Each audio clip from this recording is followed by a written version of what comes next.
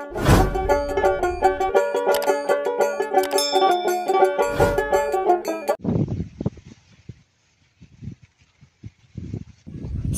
আলাইকুম, সবাই কেমন আছেন? আমি আইয়ুব খান, ভাই বোন ফার্ম হাউস, মুলাদি, উপজেলা, বরিশাল। আপনারা দেখতে পাচ্ছেন এ হলো সেই কাঙ্ক্ষিত আমেরিকান 5G গুয়াতেমালা হাইব্রিড ঘাস।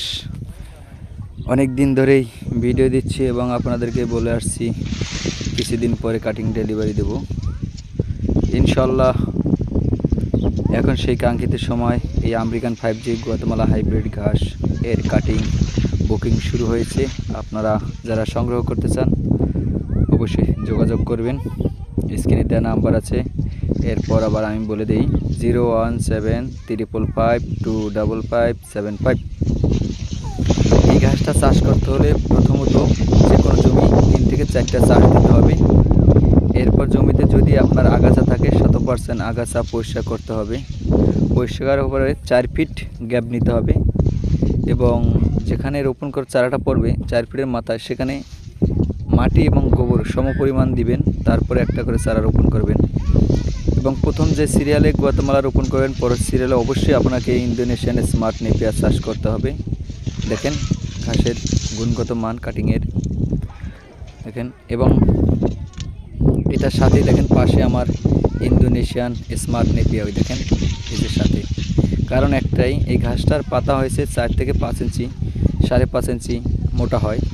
ঝড়ে বাতাসে পাতাগুলো নষ্ট হয়ে যাওয়ার একটা ভয় থাকে এবং শুরুতেই নষ্ট হয়ে যাওয়ার ভয় থাকে। আপনারা অনেকে জানেন যে জার্মিনেশন কম হয়, কারণ একটাই, আশপাশ খালি থাকে, রোদের তাপ পড়ে বেশি এবং পোকামাকড় আক্রমণ করে, যার কারণে এই সমস্যাগুলো হয়। এবং যদি আপনি এক সিরিয়ালে স্মার্ট নেপিয়া করেন এবং 4 ফিট পর দিয়ে যদি আবার আপনি সেখানে গুয়াতেমালা হাইব্রিড করেন তাহলে এরকম সর্বোচ্চ এবং ভালো মানের ঘাস আপনি উৎপাদন করতে পারবেন। আপনারা সবাই জানেন ইন্দোনেশিয়ান স্মার্ট নেপিয়া আমাদের দেশে যে ভাই আনছিল তারই ঘোষণা ছিল 25 থেকে 27% প্রোটিন। এবং এই গুয়াতেমালা হাইব্রিড ঘাস একটি ক্যালসিয়ামযুক্ত ঘাস, জেলি সিস্টেম ঘাস। দেখেন সর্বোচ্চ ফলন, কাটিংয়ের মানগুলো ইনশাল্লাহ 100% ভালো বাসবে। আপনারা আশা করি ঠকবেন না। তবে ইন্দোনেশিয়ান স্মার্ট নেপিয়া এবং গুয়াতেমালা হাইব্রিড একসাথে চাষ করলে আপনাদের জন্য ভালো হবে, এটা আমার অভিজ্ঞতা থেকে বলছি। দেখেন এই যে আমার ইন্দোনেশিয়া স্মার্ট নেপিয়া এবং পাশে আসছে 100% দাঁড়ানো গুয়াতেমালা হাইব্রিড ঘাস। বাতাসের গতি বেশি থাকলে এই গুয়াতেমালা হাইব্রিড ঘাস শুয়ে পড়ে এবং শুয়ে পড়লে 2 থেকে 3 দিনের মাঝে কাইটা শেষ করতে হয়, না হলে নষ্ট হয়ে যায়। এইসব এবং সব কিছু বিবেচনা করেই আপনার এক সিরিয়ালে আপনি গুয়াতেমালা হাইব্রিড ঘাস চাষ করবেন এবং পরবর্তী সিরিয়াল আপনার ইন্দোনেশিয়ান স্মার্ট নেপিয়া করবেন। দেখেন এক ঝোপে 1.5 মণ মানে 60 কেজির উপরে ঘাস হয় গুয়াতেমালা। এবং পাশে যদি আপনি স্মার্ট নেপিয়া দেন অবশ্যই 30 থেকে 35 কেজি হবে, তাহলে যেটা আপনার সর্বোচ্চ প্রোটিনশীল একটি ঘাস এবং ক্যালসিয়ামযুক্ত ঘাস আপনি পেয়ে যাবেন।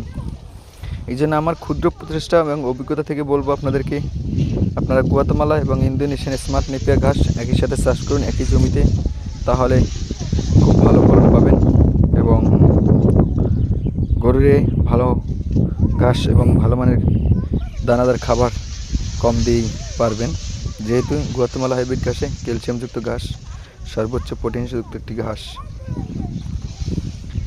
আমি আর ইতিপূর্বের ভিডিওগুলো দেখবেন আপনারা, তাহলে আরও ক্লিয়ার পাবেন, যেহেতু আমার ক্যামেরা মিডিয়াম। দেখেন স্মার্ট নেপিয়া এবং গুয়াতেমালা একসাথে চাষ করা কি সুন্দর ফলন হয়েছে, এটা আপনার নিশ্চয়ই দেখেন।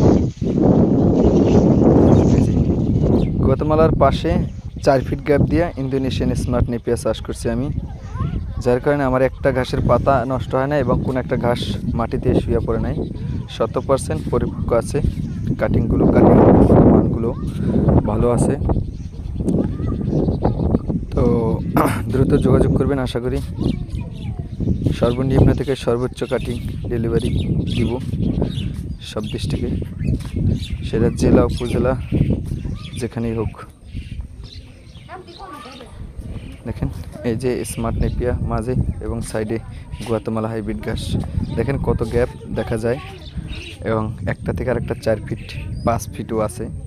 কারণ আমি এই জমিতে প্রথম চাষ করছিলাম 5 ফিট এবং 4 ফিট গ্যাপ দিয়ে, যার কারণে এত পাতলা দেখায়, কিন্তু অন্য জমিতে তো আবার ফিল আপ।